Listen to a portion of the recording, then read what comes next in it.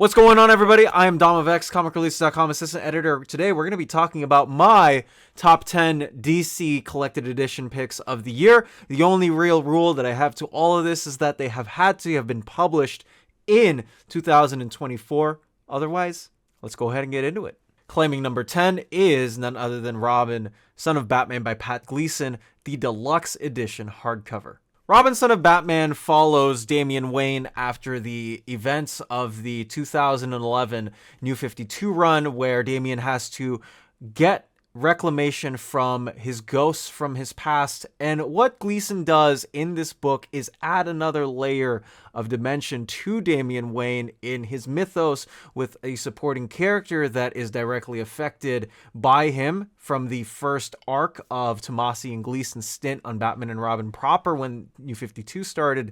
And it contains some really, really important and fundamental characterization growth for Damian Wayne as well. Damian has always been one of the soft spots of my heart, somebody that it took time for me to understand, because as a teenager, when I was reading his stories, it always felt like he was a rival to me. I never liked him because I knew somebody from school who was like him and that wanted to be a little bit of aggressive, but this softened me up to him, and the more that I understood his character in this 7-issue arc by Patrick Gleason, the more that I grew to love him. And the one thing about this deluxe hardcover that most people don't know about is that not only does it have a cover by Pat Gleason, all colored and drawn by him, it also has the first appearance of the Super Sons in issue 10 of Superman Rebirth. Super Sons being the long run that Tomasi and Jorge Jimenez, Carlo Barberi, amongst others, have had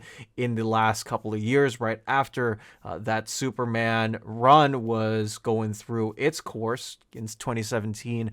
And Gleason, I think, needs to earn a bit higher on a lot of people's spotlight, because while Tomasi, I think, is a very skilled and talented writer, Gleason, I think, brings out a lot of his scripts in the best ways possible by animating it with his amazing textures and the shadows and the way that he has Gotham in his sights. It is wonderful. It is amazing. And this is, I think, another great representation of what makes Damian great as a character, and something that I think people will learn to love and appreciate, something that I know that I did growing up. And having this now on my bookshelf in a deluxe hardcover format, oversized, is just the icing on the cake.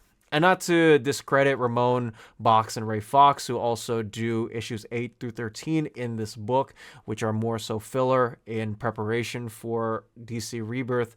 This is a wonderful addition to the Batman mythos, along with the Damian Wayne collection, if you have one. So if you have Batman and Robin or Batman by Grant Morrison Volume 2 omnibuses, you can definitely pick this up as well. AllStar Batman by Scott Snyder is definitely an interesting pick, because I know that a lot of people weren't as fond of this run as they were for the Batman New 52 run that he did with Greg Capullo. And a lot of people love the Greg Capullo drawn run for many reasons, including me. That was my introduction to Batman when I got a trade paperback of it by my cousin from the Philippines. But this is, I think, an interesting case because it allowed Scott Snyder bigger reign to do whatever he wanted to on the character, which is now how we have Absolute Batman. I do find that funny. But he is joined up by a spectacular list of artists who are also on this book, including Tula Lotay, Jock, John Romita Jr., Giuseppe Camuncoli, Rafael Albuquerque, Francesco Francavilla. If you name any single one of his collaborators from the past, they are most likely a part of this book as well. My favorite story from this actually happens to come in the Ends of the Earth arc, which is what would have been volume 2 of the regular trade paperbacks, but is the second arc of this book, spanning from issues 6 through 10 of AllStar Batman, which follows an ecological mission that Batman has to figure, well, who's the one behind all of this? Who's the villain behind all it? And obviously he gets to interact with Mr. Freeze, Poison Ivy, the Mad Hatter, characters who are part of the mix of the way that they affect the Earth via their powers, and Batman has to go stop them and figure out what is going on. My favorite of those being the Tula Lotay issue for Poison Ivy. And if there wasn't any case in that, this is also a nice addition to those who are wondering what was going to be going on with Duke Thomas right after the events of the Robin and Batman Eternal series in New 52, and also Robin Forever. If you are looking for a continuation of Duke's storyline, this is something that I would absolutely recommend to get you on your bookshelf, because his story continues in the first arc of AllStar Batman, and the backups, which are wonderfully mapped in here, are in the back that also contain more of the story with art by Declan Shalvey. And in addition to that, I really wish that they would have added the Batman the Signal issues in here, because that would have been a nice way to put them in, and also a stamp on, well, we need to figure out where to place them right after Dark Knight's Metal. Let's place it in here. And that is why it is number 9 for me on this list. I do think is a little bit overlooked in the case of what Scott is trying to do with Batman and his villains that he never got to touch on with New 52, due to the Court of Owls, due to the Joker, and also due to the Riddler, spoiler alert, in 0 Year. So if you are a big Scott Snyder fan, this is something that I would recommend. And I also see that he's planted some seeds in All-Star Batman for his absolute run. So if you want to see what Scott was doing on that front, check out this deluxe hardcover. At number 8, one I actually didn't anticipate being this low on the list is the DC versus Marvel Omnibus. I got the Jim Lee cover. There are 2 covers to this, and I'll get to that in a bit. When I saw the announcement for this, I was super surprised, because typically DC and Marvel, at least for the last 20 or so years, have not liked working with each other. And I think you can even see this towards the 2003 executive editor elevation for Mr. Dan Didio himself, who has actually now come out with a report saying that he was one of the reasons to why why the crossovers weren't happening, and why Marvel and DC weren't doing as many crossovers during the mid-2000s to the 2010s to even now.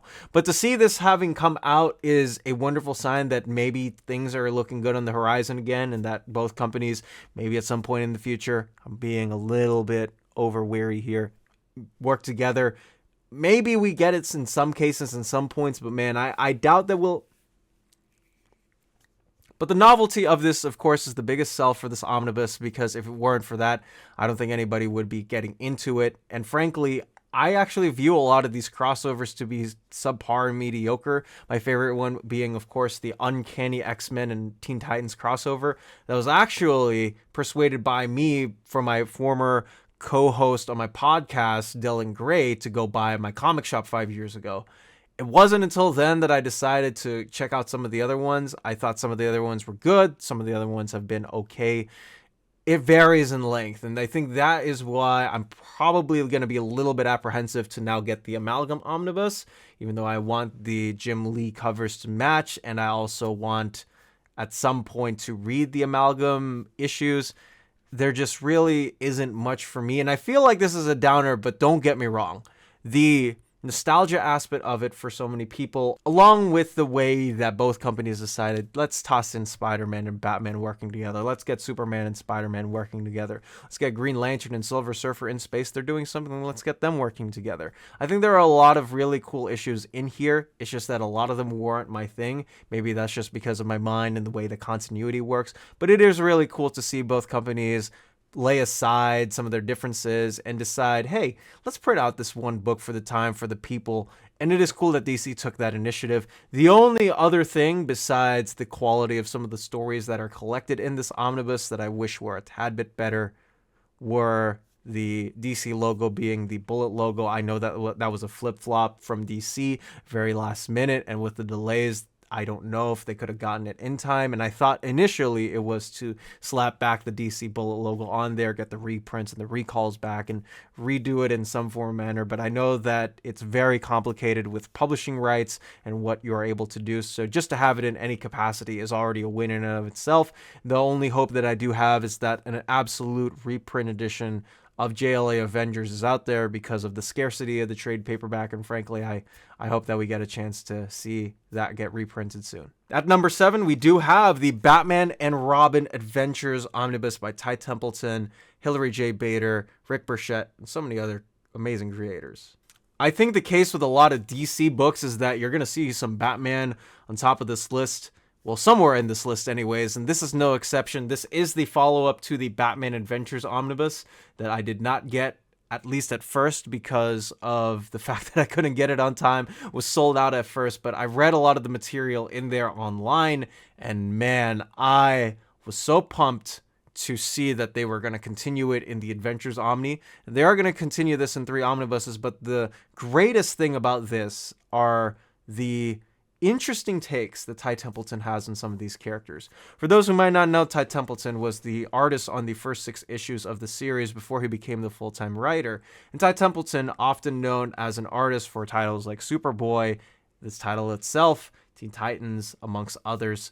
This is, I think, where Ty got a chance to really show out his creativity and shine, using villains as the fronts for a lot of these characters in a similar way that the show does.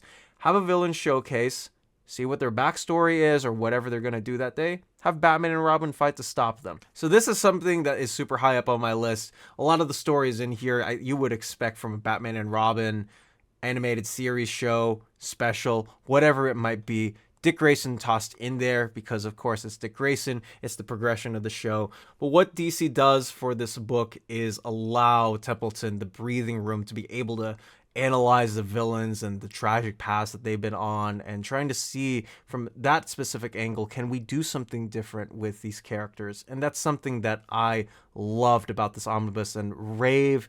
And I hope that we get to see more soon. Rick Burchett obviously getting from inking duties to art duties, and a lot of shifts in places there. A Sub-Zero story with Dr. Freeze. The Sub-Zero story with Mr. Freeze. It's a wonderful omnibus and a great addition for those who are looking to not only collect just Batman, but anything Batman the Animated Series related, because that show means a lot to so many people. And I'm really glad that DC was able to print this out this year. Right, at number 6, I have talked about this omnibus, I think, a decent amount on my channel, and I promise for all of those who are watching that I'll finally get a reading order of all this out, and that is none other than Green Lantern Corps by Peter J. Tomasi and Patrick Gleason Omnibus, Volume 2. This would be higher up on my list if it was just mainly and strictly for the contents in this omnibus that are included. The point of these omnibuses, I would say, are if you don't want to read Jeff Johns' Green Lantern, which I'm 110% sure that most people will do anyways, you need to buy this. You can read it standalone. You don't have to worry about all the other material. We saw Volume 1 already collect the Sinestro Corps War. Now we have Volume 2, which collects Emerald Warriors, the War of the Green Lanterns crossover, along with the ending of the run in Green Lantern 20 by Jeff Johns and Doug Mahnke. Now, to say what I have to say about this is that the mapping and some of the issues that aren't added actually make me wonder, does DC have a thing with putting stuff out, or is it just part of whatever the creator/royalty rights are? I know that the rights with all of these are dicey, and also them approaching these creators and having them publish these out, I know that the situations are dicey there. But something that I would have done with this omnibus that would have been different is add in the issues 57 and 58, which are part of the War of the Green Lanterns. Of course, those previous 10 or so issues that aren't included in this omnibus. I know that I'm very much a stickler for completionism. These volumes aren't as complete as I would like to because of the namesakes of Tomasi and Gleason. Gleason, who does leave the book about halfway through because he does go on to do Batman and Robin by Batman and Robin with Peter J. Tomasi on the New 52 title. You now get to see this in a different light because Fernando Pizarro is on. But what this does have is continuing the great stories that Tomasi and had edited and started on as an editor with Dave Gibbons back on the relaunch of Green Lantern in 2005, and then getting to see through on issue 19, and then on and so forth, with Patrick Gleason really establishing himself as one of the bigger artists at DC Comics. So this is a wonderful volume in and throughout. I would actually consider getting it if you have not yet. If you have the Green Lantern by Jeff Johns omnibuses, this is one that I would absolutely try to put on my shelf as quick as possible, much quickly as possible, And something that I actually hope that they get to map up well in DC Finest. We'll have to see how that front goes. I doubt that they will get to them because of how available those volumes are for John's Green Lantern, for the Omnis, as well as the thicker trade paperbacks. But also in the case that we don't have this available in any smaller size format, this is the only way to get them. So for those people who want a cheaper alternative, we will have to see what they do there. Otherwise, this is a fantastic addition to any Green Lantern fans' collection and volumes that they have gotten on their bookshelf. All right, you know what had to happen? We had to have a DC Finest on here because of all the videos that I do on them and the Curtis streams every Friday of every single month. At the end of the month, DC Finest Batman Year 1, Year 2 takes up my number 5 spot. All right, DC Finest Batman Year 1, Year 2. What has been said that already hasn't been said on this channel? If you have not read any or picked up any of the DC Finest, I actually implore you guys to do it. They do great discounts on them if you can find them at the right prices. These are $39.99 thick trade paperbacks. For those who aren't aware, this is essentially their new showcase line. This is DC's way of categorizing and completing a lot of their runs that haven't been previously collected like this before. This is simply for those who are looking out for the story. And Batman Year 1, Year 2 is the perfect way to emphasize a lot of the crisscross applesauce that do with some of these titles like Detective and Batman, which sometimes do go in and out and also happen around the same time. It's funny because seeing how Detective and Batman are now post Rebirth and also post New 52, getting to see Batman and Robin into completely different sets, two completely different voices, two completely different creators, is a very interesting thing to see. Because everybody, I think, already knows what to expect with Year 1. If you haven't read Year 1 yet, obviously, please do. It's in this book.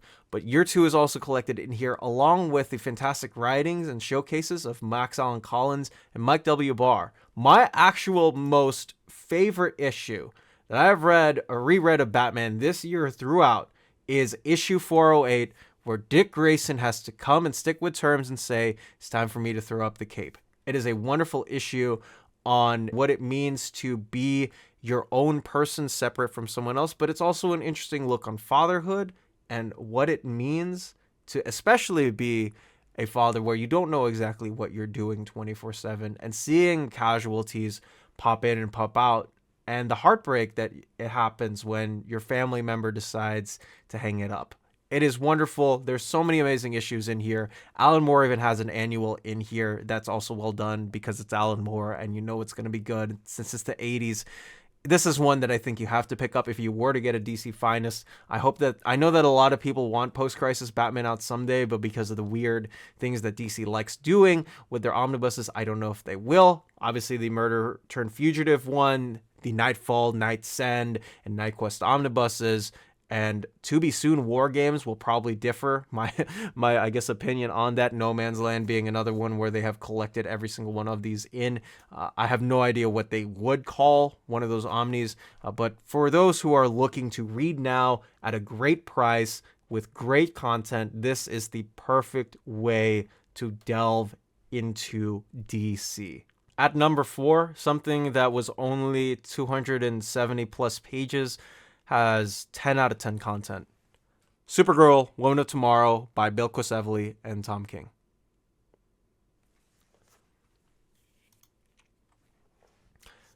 I want to talk about how just wow the art is in this book, because Bilquis Evely, who had done Sugar and Spike previously for DC, she is no stranger when it comes to comics, decided, hey, let's go team up with Tom King to tell a different Supergirl story. And this is amazing. What is the purpose of life? What is family? What are the people next to you? And what is their purpose with you as well? There are so many interesting additions that Tom King makes to this lore that I think that if you were just trying to get into comics and you needed a jumping on point to get into, this is definitely it. Tom King's voice for Kara is strong. I think it gets a lot of her pent-up anger really well onto the page. And not only that, it's 8 issues of beauty, intricacy, and defining comic books for her and her character.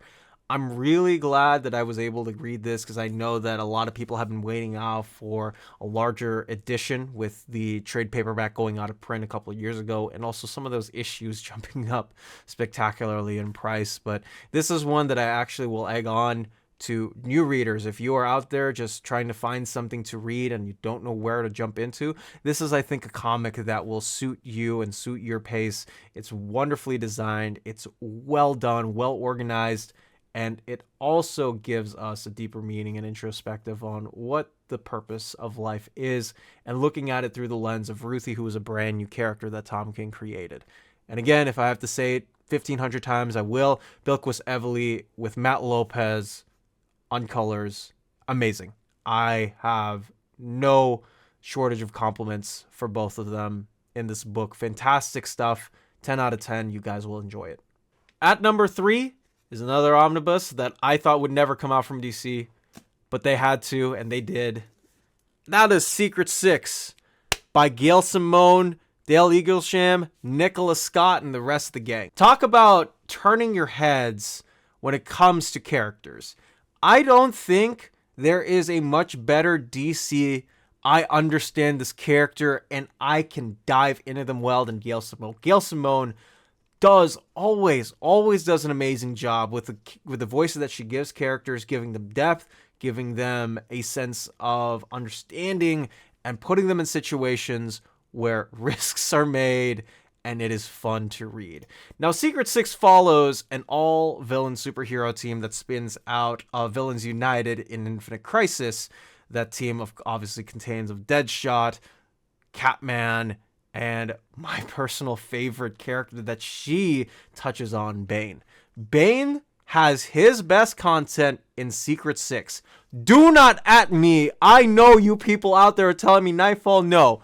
The best content that you will get of Bane. Bane has always been somebody who has been defined by bloodlust and death and cracking and venom. Simone says, what if we do take that away? Can we humanize Bane? Can we look at him from a different onset? It's fantastic, guys. It's so good. It's so well done. I can speak the praises about this book all day, and I know that for some people it is sort of, oh, it's a Suicide Squad. And it kind of is the case. There's an added layer to it, and Simone gives it another addition there. And I hope Volume 2 comes out too. The New 52 stuff will also probably be included in a Volume 2 along with the rest of the 2008 run. It is wonderful stuff, guys. I do not say that lightly. This is something that everybody, if you are interested in DC villains, should pick this up. Spinning out of the pages of No Justice is my number 2 omnibus, which is none other than Justice League Dark by James Tynion and Ram V, Alvaro Martinez Bueno, Raul Fernandez, and so many other amazing creators who are part of this book. Justice League Dark Rebirth is an interesting case for me because this was actually a book that I pulled in singles when the DC No Justice spin-offs, Justice League Odyssey, and of course Dark were all coming out, and they all had different storylines and ideas to them. Odyssey was a continuation of Abnett's Titans and even saw a return to Abnett on the title, and I found that very, very enjoyable. After Williamson and Sajic was on the title, you had Justice League, which of course is your big flagship book that was by Scott Snyder, Jorge Jimenez, Jim Chung, and other creators who were on that book. And then you had Justice League Dark Rebirth. This is the death of magic. This is Wonder Woman being introduced to a team of all magic users, and also another surprise Vertigo character making his way back into DC continuity as if he hadn't been since 2011. This is an interesting case in the fact that this is split amongst 2 different creators. Ram V takes over the title after he co-writes a couple of issues with James Tynion in the Smack That Middle. It's the 4th arc of the book, but you do get to see this team interact with each other in certain situations where a lot of weird stuff happens. The Upside Down Man, magic dying, creatures that I can't even begin to comprehend, and secrets of the Amazons that have been hidden for years. Tynion find a way to integrate them, and Ram V really takes over the rest of this book and gives him It gives all of them their own voices in the case throughout. And I wish they had actually continued JLD instead of placing it in the backups of Bendis' Justice League. That's a whole another story for a whole different time. The actual interesting thing about this issue, or the specific omnibus, is that they do include the Endless Winter event in here as well, which I was super surprised by. Endless Winter was something that I did not anticipate would be thrown into a collected edition like this, but nonetheless, this is definitely something that I can't deny that DC had to put it somewhere. I don't know if they were ever going to make a deluxe of it, so add another $25 on the Rebirth Omnibus, something that a lot of people have been asking for, and throw it in, make it all good. Detective Chimp is also in here, and he's also a treat to read, as he is in like 95% of the books that he's in, and he makes a lot of great comedic moments in the book, and something that also has stuck with me to this day. Something that I also want to talk about as soon as I go forward. Maybe I'll do an arc by arc analysis of it. Who knows? I love this book. I love Justice League Dark Rebirth, but it didn't top number one for me. So what did? In part surprise, I guess, to some, or not a shock by many, the number one DC book for me this year is The Absolute Superman by Jeff Johns and Gary Frank, oversized hardcover. This is a run that ends up being one of my favorites of Superman. I have read this material multiple times. I have the Action Comics hardcovers, the standard size ones that I read all over when I was a teenager. My uncle gave them to me back when, again, I was a teenager. And so now having this in a bigger format is amazing, because Gary Frank deserves all of the love, I think, in the world. Junkyard Joe and Geiger being two of my top books this year for the indies, but that's another conversation to have at a different point. This is Jeff Johns being able to stamp his imprint on Superman, a character that he has loved since he was a kid. And also something that I find interesting is that they do include the 3 stories in here, again, by the same creative team. This is one of those creator-centric absolute/collected editions that they do for the oversized format.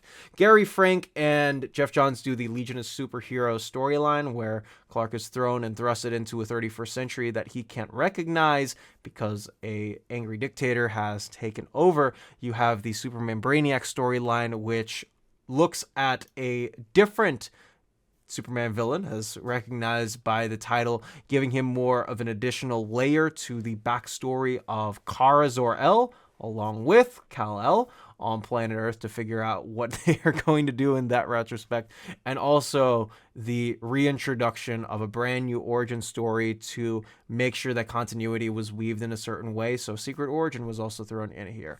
Now, while all these stories I do love, I do end up having Legion of Superheroes as my favorite, because I think John says the most about superheroes in that one specific story, and it's a fantastic look on xenophobia and hatred and how to combat it.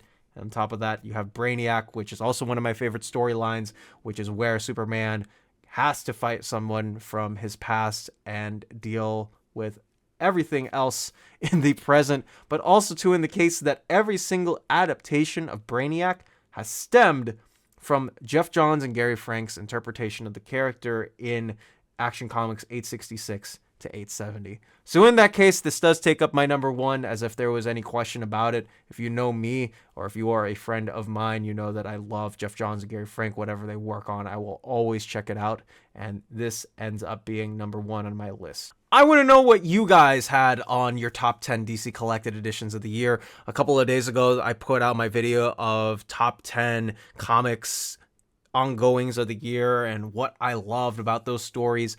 Let me know in the comments section down below what your favorite DC collected editions are this year. If you agreed with my list, if you had some other books that you picked up from DC, tiny trade paperbacks to the bigger absolutes and omnibuses. If you loved any of those, let me know down in the comments section below. If you haven't yet, check out our website, comicreleases.com, my and Webhead's love letter to comics, a hotspot where you can finally figure out what's coming out, when, from what place.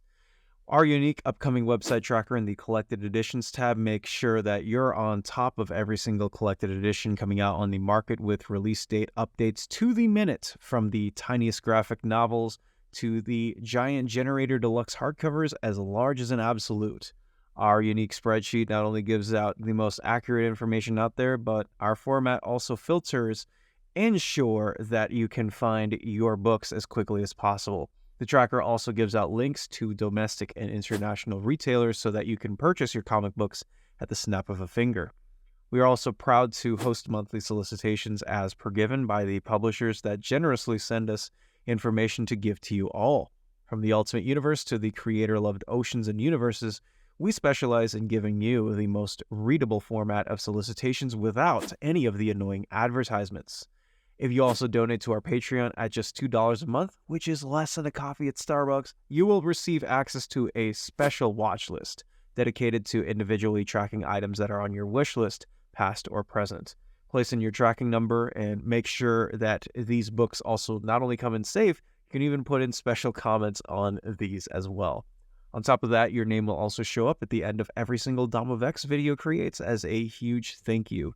That is comicreleases.com. For more information, check this out down in the description. If you also want to contact me or Webhead, check the contact forms down in the description or email me down in the description. But that is going to be it from me. I am Dom of X. You be you. Take care. Happy holidays and dominate the day wherever you go.